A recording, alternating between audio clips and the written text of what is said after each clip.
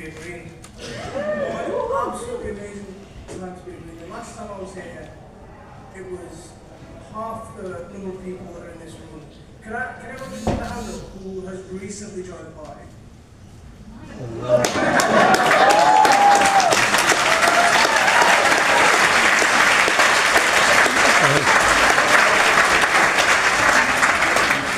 You're not just down here, you're up there too. Look at this! Absolutely amazing. So, what a time, what a time. Our membership numbers just keep going up and up and up. You know, people are finally realizing that it's good to stand for what you believe in. It's okay to stand up for your principles. And we've got in Zack a magic talisman who's just out there spreading the message. And I keep describing what we're going through right now as magical because that's the only way I can describe it. You know, it feels like I'm in a dream world. You know, everywhere I go, I'm traveling up and down the country and I'm seeing new members who are being infused, people who have felt left behind, who have felt like there isn't a political party to represent them. The party that should have been for working people has left us behind. It's abandoned its principles, and we were homeless for a long time. And now, cometh the moment, cometh the man in Zack. Absolutely amazing. You know, it's finally our message is coming through. The core values, the core principles, what we've always stood for, people are recognizing it. I'll tell you a little story about when I started campaigning in Gibson and Hare Hills. That was nearly 4 years ago. When I was knocking on doors and telling them I was from the Green Party, people were asking me, did I invent the Green Party? But now, everyone knows who the Green Party are.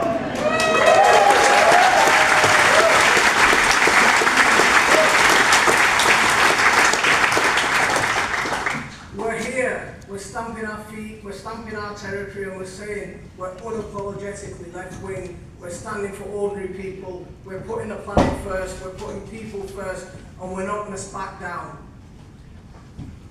We're ready to take the fight to reform and to labour, and we're ready to tax the rich, because it's time for a wealth tax.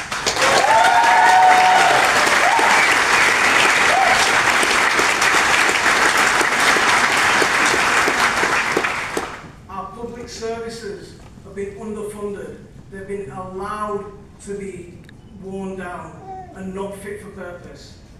About 2 weeks ago, my advice surgery in Leeds, a woman came to see me, and she was fleeing from domestic violence. She was being abused at home. She didn't have faith in the police to protect her. She didn't have faith, and the council were failing her. She's sofa surfing with young children. She's come to see me because she thinks that there's actually someone who's ready to listen to her, ready to offer some hope. And honestly, no one prepares you for those kind of stories when you step up to be a councillor or when you step up to be in an elected position, because they're heartbreaking. Every single time those stories will never leave you because when you're elected, you feel responsible back to those people. And that's what I notice with Green councillors. They don't just stand and they don't just sit for a ball on a seat. They're ready to do the work. They're ready to put in the graft because we really, really care about our communities.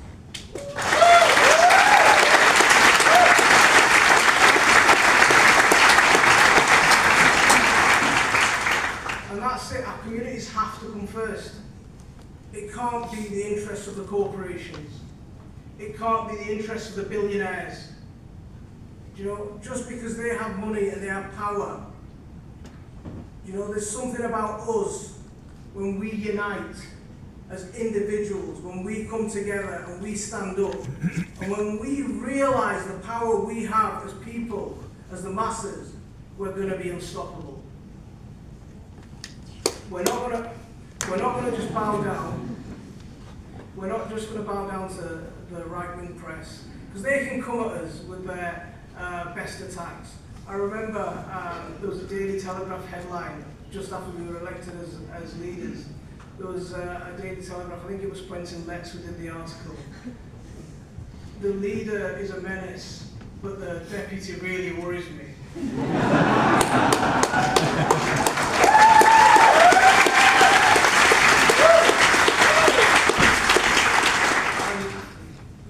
My response to that is, yes, you should be worried.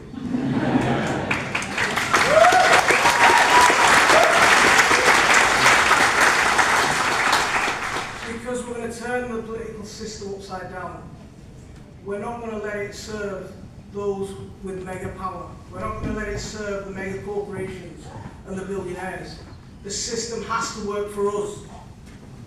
The first time I walked into the council chambers in Leeds, what I saw in a lot of those seats, a lot of those councillors were millionaires. A lot of those councillors were in positions where they could comfortably come and represent their people without having to worry about income. The system wasn't built for ordinary people. It wasn't built for working class people. People who are struggling just to get by.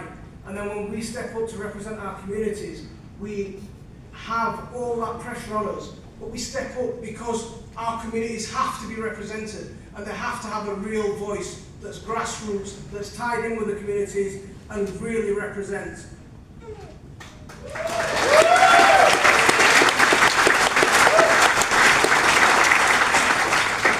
And we're really building something right now. Joe, it feels amazing.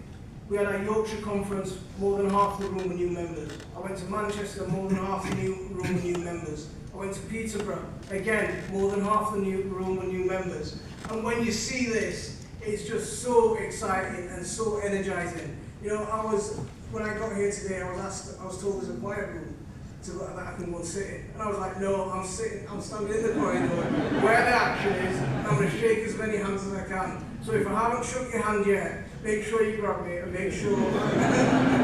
Because I want to meet all the new members because I feed off your energy. You know, I feed off your excitement.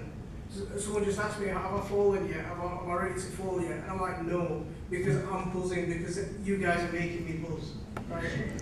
And whatever we can do to make sure that we support you as members and local parties, let us know and we'll be there, because you are our engine force, you are our fuel, and you're going to make this movement keep growing and keep moving forward and keep making the changes that we're already making.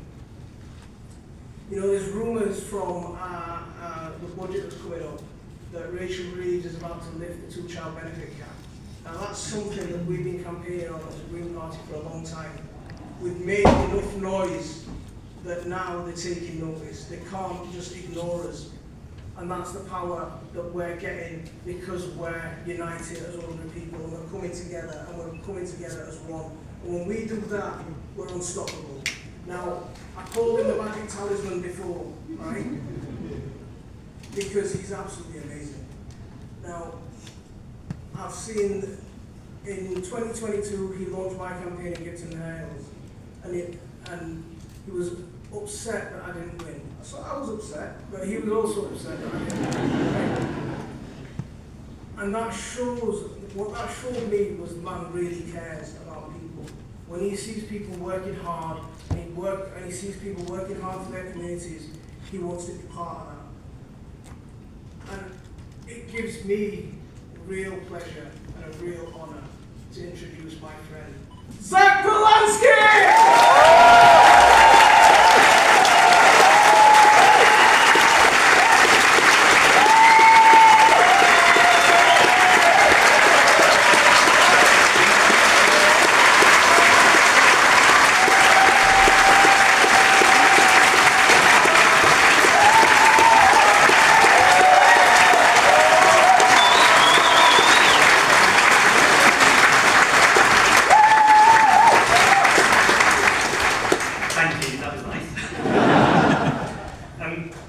Before I start, I just really want to acknowledge the man who just spoke to you. From the day that he was elected as deputy leader, it felt like the right-wing media decided that he was in their sights. But actually, the authenticity he's shown, the resilience, the heart for his community, I think demonstrates the very best of our movement and of the Green Party. So one more time, thank you, Mothin.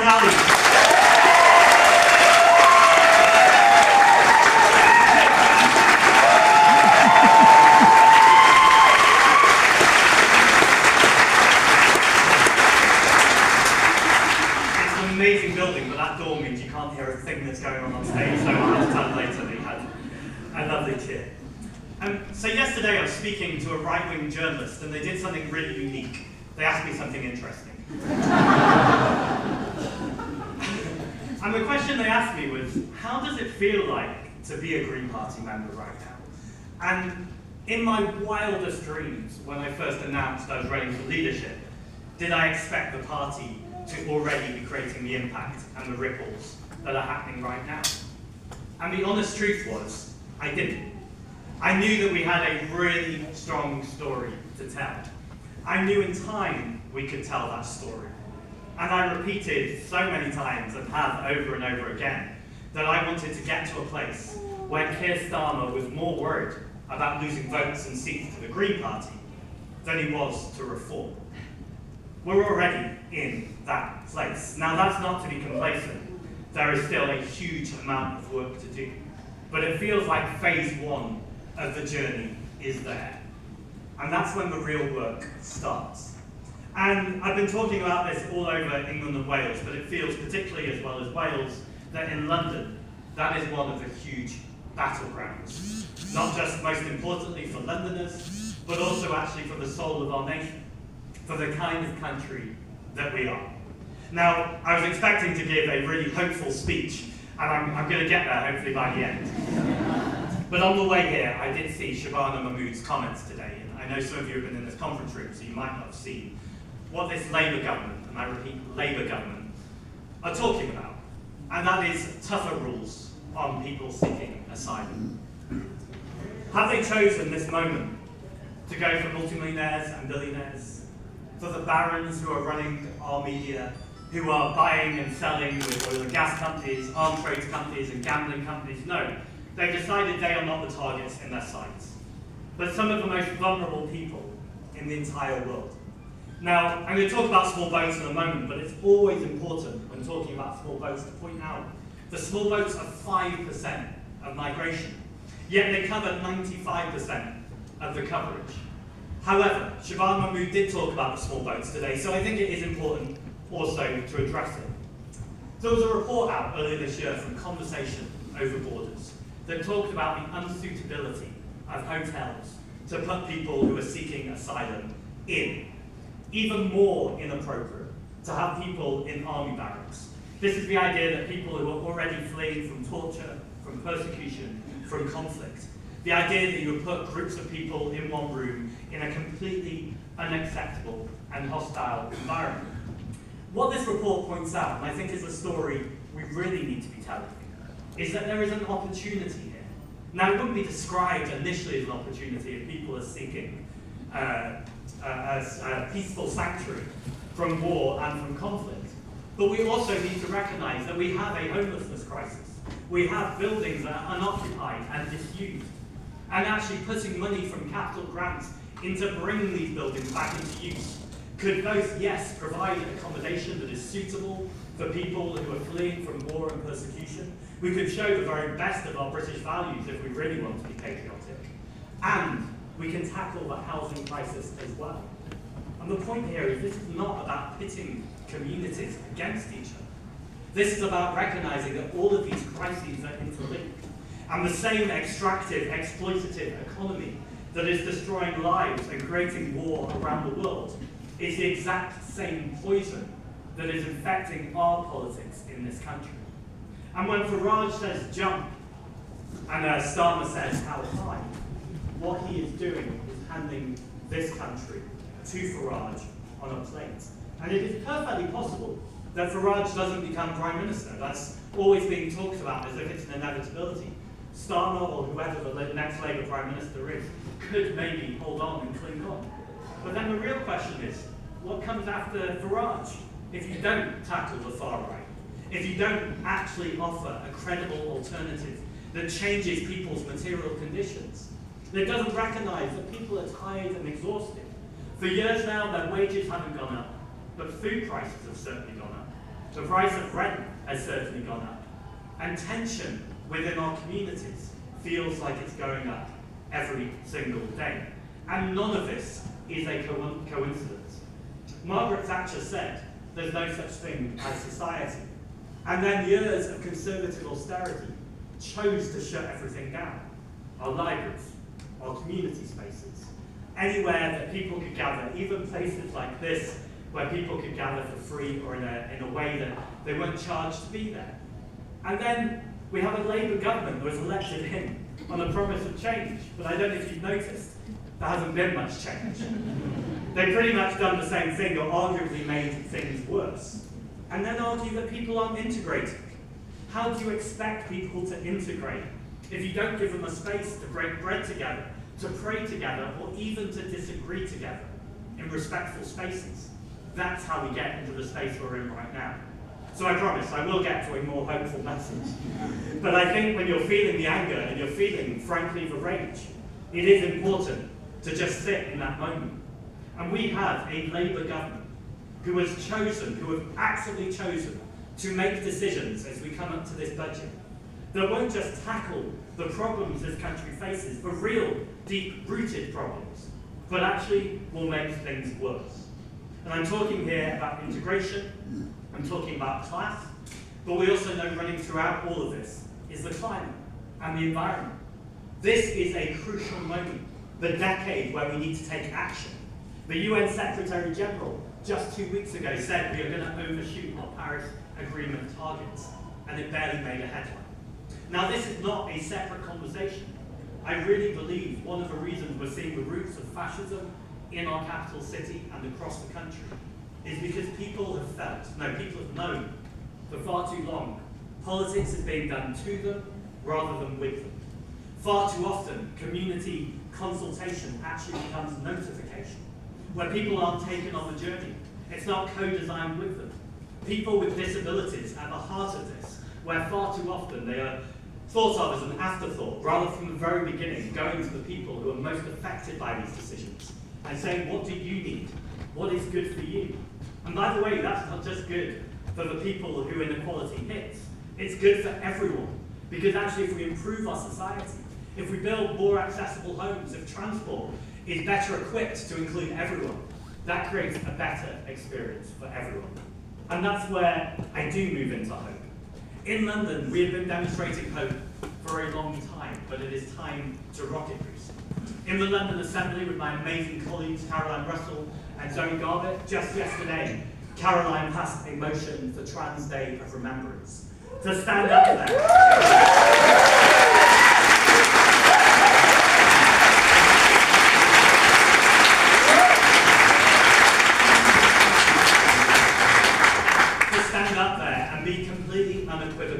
That trans rights are human rights. And then Zoe Garbutt, who works tirelessly every single day to hold the Metropolitan Police to account. We have a Metropolitan Police that are institutionally racist, misogynistic, and homophobic.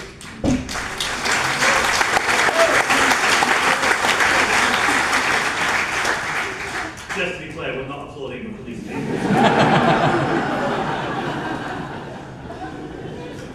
Grizzle kicks on Wednesday night, you might have seen when I shouted fascism and everyone applauded. And let's think how we phrase things. Joking aside, to see Zoe so go often into the lion's den, where the political consensus far too often is that this is about one bad apple, or what happened in Charing Cross Station from the Panorama documentary was just a case, an exception, an anomaly. This is not the way we can do politics. We know far too often working class communities, black and Asian communities, people of colour, or LGBT communities, communities that are far too often discarded, their needs are not heard, and far too often the oppression or the injustice they face is dismissed. And that's why it is so important that we have a rising Green Party. That's why it's so important that since I was elected 2 months ago, we've over doubled our membership. And there was a second poll out 2 days ago that showed we were in second place and above the Labour government. And I'm delighted.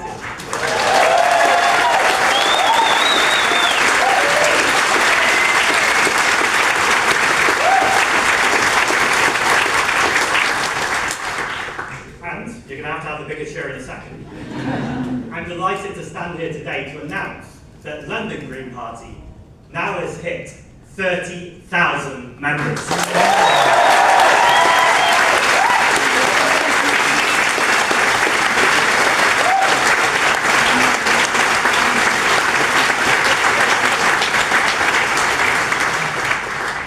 This is amazing, and I know there is not a shred of complacency in this room, because I really want to see more members. I want to see more polls, but actually what we want to see more than anything is more elected Greens in positions of power to make the transformations and the changes for our community.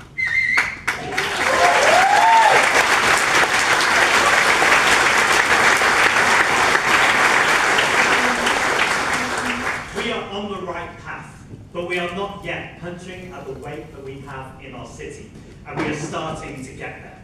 And that's why, at the next general election, I'm going to be very excited to see the first group of Green MPs from London.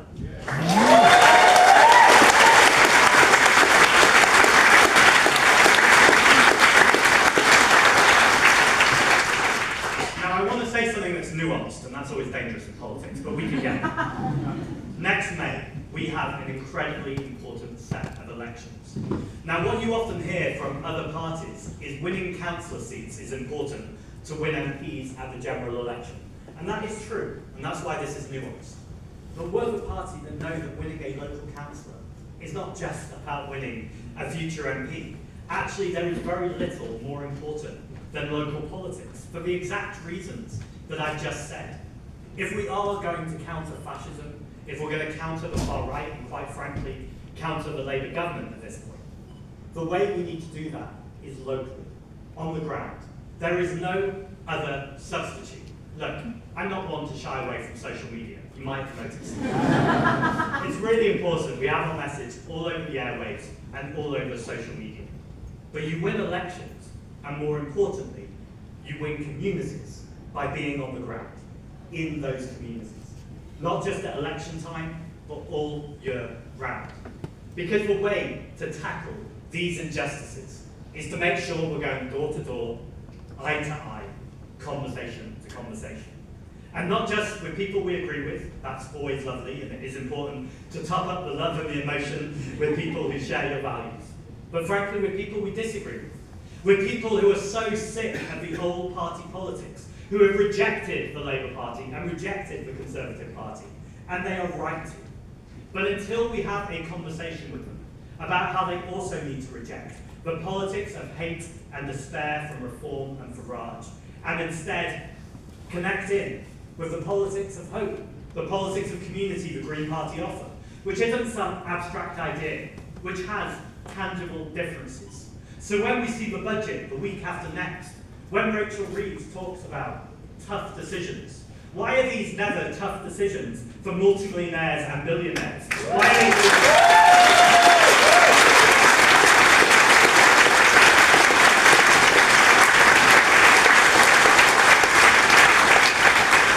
they're always tough decisions for working class people, for disabled people, for unemployed people. And every single Green vote we get at by-elections across the country and in next May's election is sending a stronger and stronger message that this Labour government needs to worry about the left and to the progressive Greens. But we also know we are not here to be disappointed in Labour. We're not here to be concerned with them. We are already replacing them. And at a recent conference, I said, if reform could rocket through the polls with a politics of hate and division, why can't the Green Party rocket through the polls with a politics of hope and a politics of solidarity? Well, friends,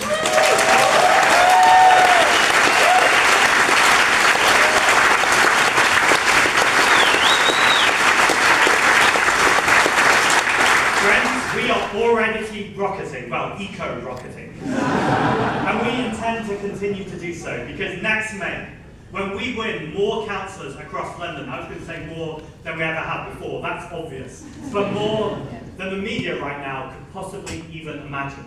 We do that by turning up in our local parties, by organising, by leafleting, by having conversations and conversations. That's not just how we're going to change London politics, That's how we're going to change British politics, our country's politics, and friends, that is together how I really believe we can change the world. Thank you very much.